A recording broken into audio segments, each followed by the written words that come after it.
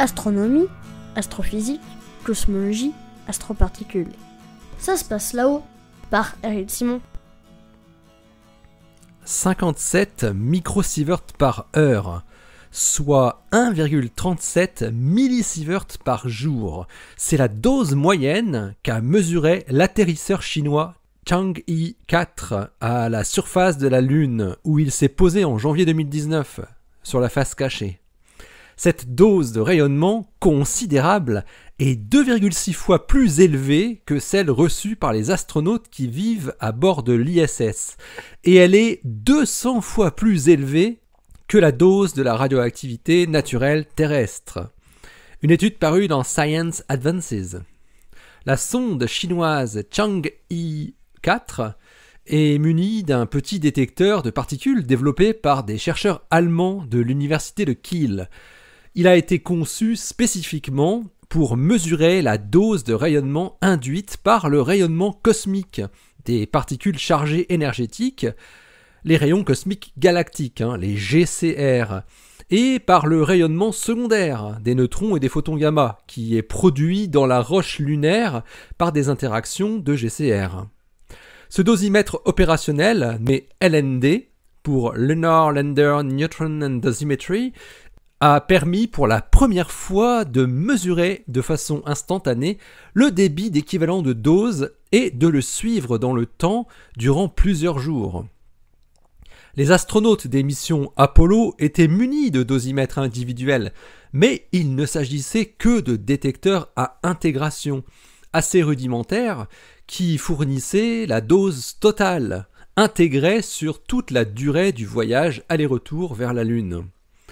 Les mesures publiées aujourd'hui sont les premières mesures de débit de dose précises et suivies dans le temps qui sont obtenues sur la surface de la Lune.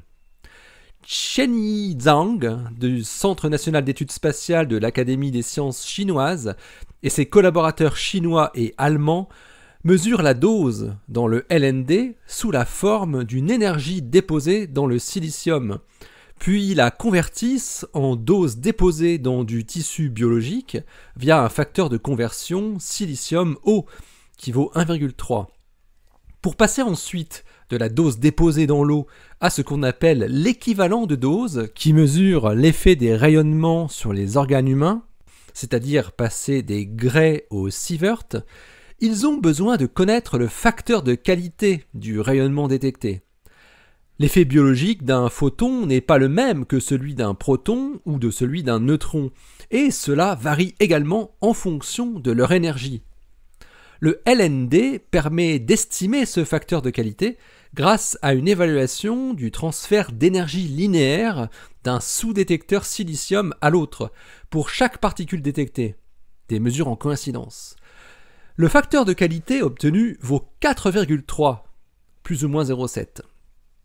C'est ainsi que durant les 2 premiers jours lunaires, 2 fois 14 jours terrestres, qui ont suivi l'alunissage de Chang'e 4, entre le 3 janvier 2019 et le 15 février 2019, le LND a mesuré le débit de dose une dizaine de fois par jour terrestre.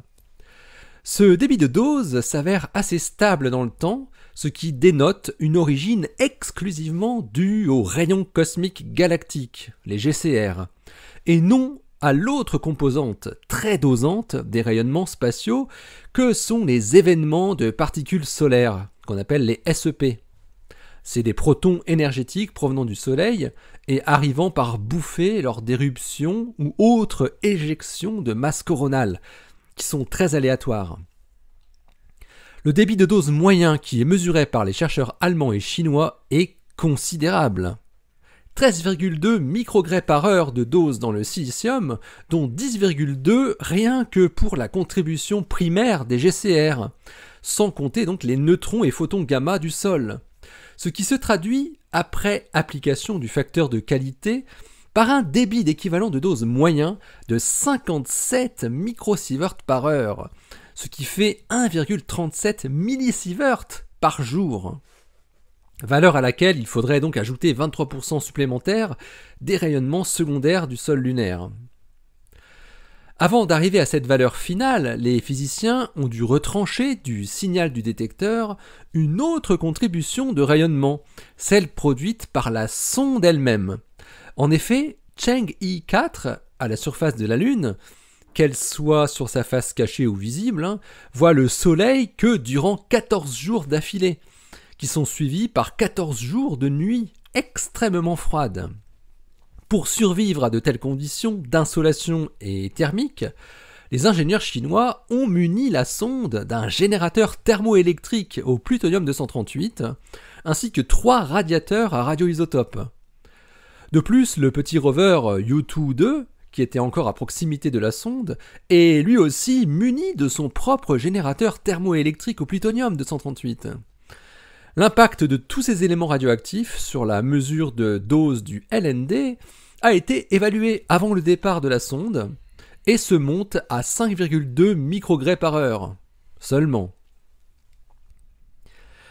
Les chercheurs chinois et allemands sont très confiants sur les valeurs mesurées par le LND, car le 2 février 2019, alors que l'instrument était en cours de fonctionnement, la sonde américaine Lunar Reconnaissance Orbiter, LRO, est passée juste au-dessus de la position de la sonde chinoise. Et LRO est munie elle aussi d'un instrument de mesure des rayonnements, appelé le Cosmic Ray Telescope for the Effect of Radiation, CRATER, qui était en fonction aussi ce jour-là. Les deux instruments voyaient donc exactement les mêmes conditions héliosphériques.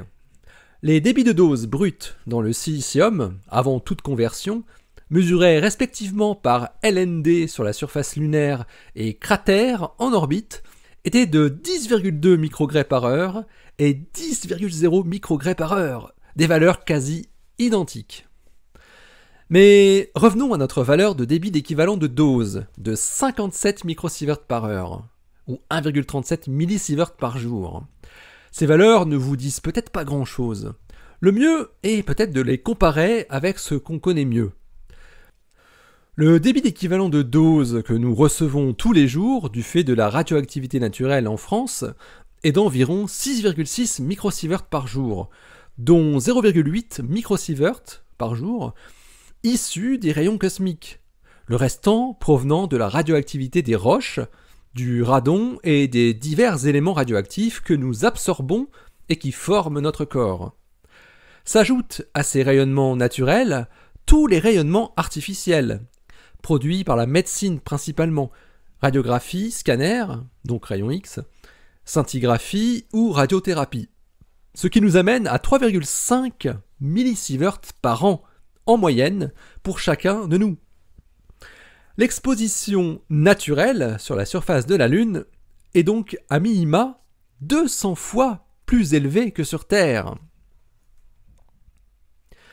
À bord de l'ISS, le débit d'équivalent de dose est mesuré en continu également, et durant la période étudiée par les chercheurs chinois et allemands, celui-ci s'élevait à 523 microsieverts par jour pour la seule contribution GCR, et 731 microsieverts par jour en tout, le surplus venant du flux de protons des ceintures de Van Allen. L'exposition naturelle sur la surface de la Lune par les GCR est donc 2,6 fois plus élevée qu'à bord de l'ISS. Autre élément de comparaison intéressant, l'accident de Fukushima. Le travailleur de la centrale accidentée, le plus exposé, a reçu une dose de 679 millisieverts, ce qui est déjà très très élevé. Mais cela correspond à un temps de séjour sur la surface lunaire de 495 jours, 1 an et 5 mois. Aujourd'hui, 9 ans après l'accident nucléaire, les zones qui sont encore interdites à la population sont celles qui produisent un surplus de débit de dose annuel moyen supérieur à 20 millisieverts, soit 15 jours sur la Lune. Les zones vertes autour de Fukushima, qui montrent un débit d'équivalent de dose annuel entre 1 millisievert, 18 heures sur la Lune, et 20 millisieverts, 15 jours sur la Lune, doivent être décontaminés. Et les habitants peuvent y travailler, mais ne peuvent pas y passer la nuit.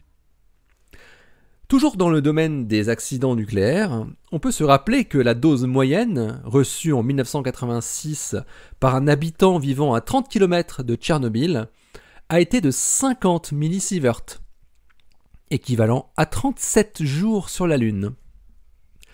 Et la dose moyenne reçue en quelques mois par un liquidateur de Tchernobyl était de l'ordre de 100 millisieverts, 75 jours sur la Lune. Ces valeurs sont à mettre en rapport avec les annonces de la NASA sur son programme Artemis, qui vise à faire des missions lunaires d'une semaine pour la toute première, mais qui devrait augmenter pour atteindre 1 à 2 mois par la suite. Pour revenir donc dans l'espace, des mesures de débit d'équivalent de dose ont aussi été effectuées il y a quelques années lors d'un voyage vers Mars de la sonde Mars Science Laboratory qui a emporté le rover Curiosity, ainsi que sur la surface de la planète rouge par le rover lui-même. Des valeurs assez proches des valeurs lunaires avaient été mesurées. 1,8 millisieverts par jour durant le voyage et 0,64 millisieverts par jour sur la surface. Lune-Mars, même combat. Pour combattre cette forte irradiation de la surface lunaire dans l'optique d'une installation humaine, Shenyi Zhang et ses collaborateurs indiquent dans leur article que la seule solution serait de s'enterrer, ou du moins d'utiliser des murs épais pour atténuer le flux de GCR. Mais il ne faut pas non plus utiliser une épaisseur trop importante, car il existe un effet contre-productif. Plus l'épaisseur est importante, plus il y a de rayonnement secondaire produit, surtout des neutrons. Et on rappelle que cette contribution était négligée dans les valeurs annoncées se focalisant sur les GCR, même s'ils constituaient 23% du total. Il existe donc une limite à l'épaisseur de blindage utilisable, et elle est évaluée à environ 80 cm de régolithe lunaire. Zhang et ses collaborateurs rappellent que ces mesures ont été effectuées lors du minimum d'activité solaire, ce qui correspond au maximum d'intensité des GCR. En fonction du cycle solaire, on sait que le flux de GCR peut varier de quelques dizaines de pourcents.